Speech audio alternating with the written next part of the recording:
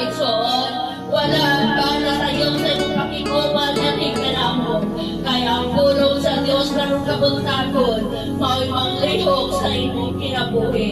O magkainomdom ka nimo, kung unsa ka na ko ang iyang grasya o ugma, nagipadangat ka na to sa matakusa. Salamat ulit ka, ikaw magkibuhan ka na mo, kauban sa imong balakis kalikisan ko. Kalaki nga kapit no, na wala kayo mga kaaway, na makadistorbo ka na mo. Kung sa mga igal, tanan, na makalungog, sa pinsahe ka nung kabuntagon, nagahit sila kasing-kasing na maninawagon Ginoo. Kung ano makapuyo nila ang mensahe sa Diyos sa ilang mga katatag sa kinabuhi o sa ilang panmanan. Salamat po ba? Wala kami malimot Ginoo.